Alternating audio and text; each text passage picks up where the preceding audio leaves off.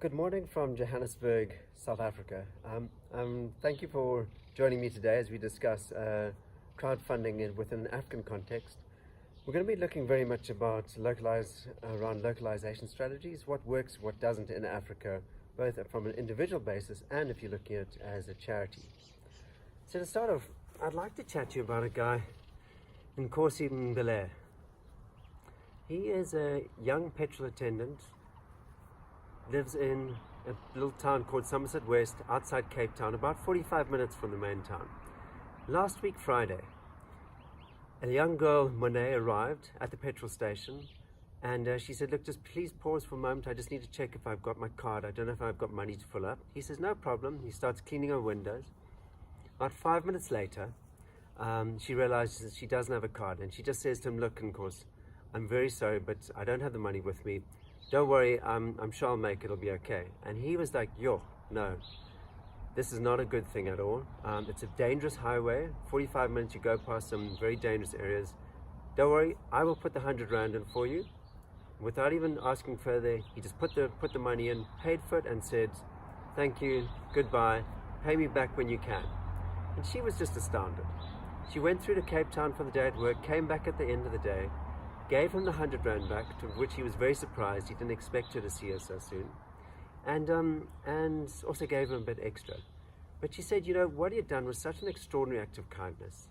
She would like to see if anyone else would like to support him in what he does. He comes from a very poor area. He lives with his mother and his 2 children. And so she put a campaign up onto BackaBuddy. A week later, over 2,500 people have individually donated to Nkosi, and it's raised over 500,000 Rand for him. This is a guy who's gone from a place where he's just a normal petrol attendant, but through a single act of random kindness, it has absolutely transformed his life through crowdfunding. But the reason I want to talk about this, so just as to show where we're going, the Sunday Times, this is the biggest newspaper in South Africa. A week later, on page 3, there's a half-page article on Mbele. That's him over here. Wonderful man, very kind, very considerate gentleman. And it details also that from 100 Rand, over 500,000 Rand was raised.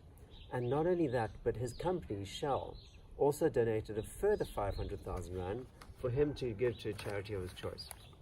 Now, it's a classic crowdfunding story, but what makes it different in Africa? And that's what we're going to talk about today. Firstly, there's a significant issue around trust in crowdfunding in Africa, and that came through quite strongly.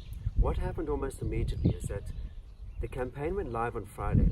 By Sunday, over 200,000 Rand had been raised. That's unheard of for someone who normally earns around 6,000 Rand a month, let's say. Nkosi locked himself in his shack in the township because he was terrified that someone was going to come and put a gun to his head and shoot him. He called us and said, look, please can you help? I don't want this money. I'm very worried. And we said to him, not a problem at all, because what BackaBuddy does, which is quite different, is we administer funds post-campaign raises. And overseas in the States and so forth, it's generally not a problem. Someone raises the funds, they are handed over to the person, and that's it, or to the charity organization. In Africa, if you live in a poor area, it can be very near to death centers. It can be very dangerous. So we immediately put up onto his campaign page a statement right at the top to say the funds will not be paid into Nkosi's account. They will be held by BackaBuddy and paid to the institutions that he would like them to, for example, education institutions and so forth. We put that statement up there to make damn sure that people knew that their funds were not sitting in his account, so they could not come and put a gun to his head. What happened as a result of that, even though that Nkosi had asked us to do this, the response from the general public was, hang on, you're stealing my money. I contributed to Nkosi, and now who's this organization, this third party, who's suddenly taking the money and holding it? They're not giving to Nkosi. This is not right. And within the context of Africa, where there's a lot of history around people being manipulated or being used for one reason or another. It became a race issue as well. So now you had two issues coming through, both race and trust. So that was something that we did not expect at all. But you can understand very clearly why that happens. We then had to go very much into crisis management control to correct the narrative and say, actually, Nkosi has full control over his funds, but he has asked us for his own safety to ensure that the funds stay with the platform and we pay according to where he would like us to pay. And that caused a huge amount of discussion and quite divisive argument within media, both offline and online. And we're talking about over 80 different news articles were published within a single week. That's on TV, radio, online media. It was significant. So the point is, as an individual campaign, it was very powerful. As a crowdfunding campaign, it was fantastic. You had 100 Rand, here's a young man who literally is just a petrol attendant. A week later, he's 500,000 Rand richer. He can buy a house, he can put his kids through school. It's fantastic. But within the African context, we had to look at two key things again, which maybe I should just reiterate. One is the issue around trust, and two is to ensure, looking at the historical context of Africa, one needs to be very careful as how you work with people. Now, the other thing that I think is very important within an African context is the management of funds post a campaign raise on a crowdfunding platform is very important, and one has to be very transparent with that. You know, with what we do on BackaBuddy is, more often than not, we will not pay the funds directly to the beneficiary. We will pay them to the medical institution or to an educational institution, and that is, again, it gives trust to the donors. The donors then are happy with where the funds are flowing, and secondly, for the beneficiary, especially in someone like Nkosi's case, it means that they know that they're not going to fall prey to people who now suddenly arrive asking for loans or actually just wanting to steal the money, which we have seen previously. So that's one's got to be a lot more aware of those issues within the African context. Then secondly, people still trust media a lot more within Africa than they do in the developed world. So working with media partners becomes very important, and that's exactly what we do. And the media coverage around Nkosi was very positive.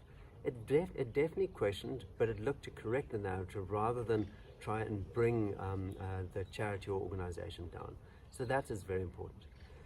And then, just as a final thing, what we've looked to do is say, as much as one can say, look, we've raised the funds, that's it. You know, it's onto the next people to be accountable for how those funds are spent. We spend a lot of time ensuring that, looking to follow up and see how funds were used, and let the people that we work with know that we will be doing an update and we will be following up and letting the donors know what's actually happened with their funds. And again, here, this is where the trust element becomes more important, and I'll keep coming back to that. And I think as an individual campaign, Nkosi was a lovely campaign to highlight, because it is something, firstly, that's happened just right now, and secondly, because it wasn't just an amazing campaign that was very positive. It ignited some very negative feedback, and why that happened, and how we look to correct the narrative around that. And I think whether you're a charity or whether you're an individual, one has to be very, very aware of the historical context of the country you're working in, and the various powers that used to control various geographic regions in Africa. I'd now like to talk also about an example which is much more relevant in terms of for a charity, and that is, I'd like to highlight a guy called Henley Karinga. Now, Henley Karinga he has his own charity, he is a gentleman from Malawi, and he set up something called the Kingfisher Lodge. Now, the Kingfisher Lodge is a volunteer lodge on the lakes of Lake Malawi, and he's been working for the last 2.5 years to raise the funds to not only build the lodge, but also as an extended area of impact in which he works with. He's also raised funds for people to go to school. He's actually raised funds for buildings to be built. He's a phenomenal man, and he is the kind of archetype, I'd almost say, of what we should look to in terms of crowdfunding in Africa, because he's understood that crowdfunding sits within a portfolio of potential funding channels that can be used within the African context. Now, Henley's raised over 265,000 Rand for his Kingfisher Lodge. I know he's a couple of school classrooms have been built. The lodge, the main lodge areas have been built. The toilets have been built. The land has been cleared. This is all through the funding that he's been able to raise, operating out of South Africa. So here's a gentleman. He lives in South Africa. He is Malawian. He has a lodge back in Malawi. He has been providing funds that flow from basically his South African fundraising efforts through to the Kingfisher Lodge in Malawi. So what has he done? Firstly, he engages across his whole network.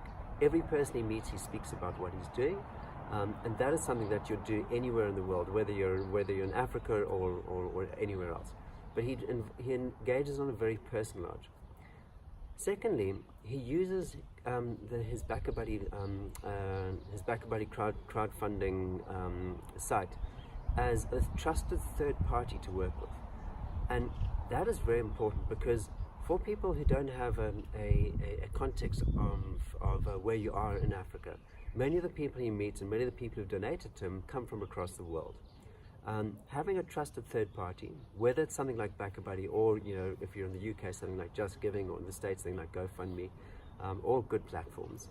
A third party platform allows people to say, okay, well, at least I think I can track it of where those funds are going, and there's some kind of vetting process that's gone into ensuring that this charity is bona fide as such. There's a lot of mistrust, well, not a lot of mistrust. A trust relationship needs to be grown, and a third-party entity often allows that to be established on a short-term basis. So that's the one thing he does. He speaks to everyone. Second thing he does, yes, he uses a crowdfunding platform. The third thing he does, though, is he recognizes that, again, in Africa, online and offline are equally important.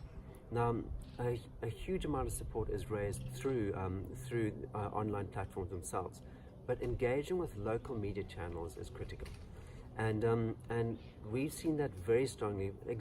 Going back to Nkosi, actually, for example, one of the reasons Nkosi got such huge coverage is because the local media, offline channels and online. So this is offline in terms of funny, I talk about TV and radio as being offline because they are more traditional media. But in those spaces, it was very powerful. What we've seen is, going back to now, Henry, he has worked with his local communities. He has managed to get coverage in newspapers. He's been on radio. And this is a constant engagement that he's looked to do, that he's activated across his total network. And this is a young gentleman who, Henley is only about 28, 29 years old. We have given him advice in terms of what he should be doing. And it's almost like a cheat sheet as such, where he asks us, what should I be doing now? We give him some advice in terms of how he should engage, and he gets out there and does it. But what he's been able to do through that is, because he's engaged across these various different media channels, he hasn't just tried to stick to one channel, for example, his social media channels. He's engaged across his whole network, and he speaks about what he does on a constant basis. He's very passionate about what he does. Together, that has made him very effective in his crowdfunding raise. And then probably, and this would be the most important part, is Henley is the greatest champion for the work that he does. So when you speak to Henry, you know that he is absolutely passionate about what he does. And that's probably his most powerful aspect. And what we could say there is, we work with the champion model, and the champion model gives you an initial reference point for an organization, and in that we almost see it as the gold dust. Is that when other people will stand up and say they believe in your cause or your work, that is when people say, okay, well, if they say it's okay, well then actually yes, I'll get on board as well. And when people hear Henley talk about the Kingfisher Lodge back in Malawi, they have met Henley, they believe in him, and they say, I trust you, therefore I trust the organization which you're supporting. In this case, Henley is actually supporting his own organization back in Malawi. But I would say in terms of crowdfunding in Africa, yes, you have to access your network. Yes, working with a third-party platform is a very good idea to build that initial trust. But most important out of all of these are identifying the champions who will be trusted both within a local context and an international or global context. Those are the people who, when others look to support the work that you're doing, they will be the people who they reference and say, well, if that person believes this and they trust them, then yes, I will come on board as well. So yeah, to summarize, if you're looking at Africa, firstly, look at it if you're looking at crowdfunding in Africa, firstly, understand your local context. So understand the history of the country, and in our case, as example, working with Nkosi, understand the potential pitfalls. You might think you're doing something in the right way, but it can be interpreted very differently. And when that happens, it is very public, exactly as we've just seen with BackaBuddy and Nkosi. Secondly, trust is a major issue. So whichever areas you think you can build trust, as I said, through working with a third platform, through ensuring that all the material that you have is professionally put together. And most importantly, as I said before, working with champions who are trusted locally, and champions who are likely to be trusted or are well known on an international basis. That is probably your most important thing out of everything that you do. Make sure that you're working with good champions. And with that, I'd like to round off. If there's any questions you'd like to ask or further engagements, our details are shared both at the beginning and end of this presentation. And I am online at the moment, during this initial live session. And give us a shout. We'd be happy to partner or work with you. And what we are also very aware of is that if we don't think we're the right platform to work with you on the BackaBuddy side, we will recommend or forward you to other trusted third parties that would be more appropriate. Thanks, and have a great day.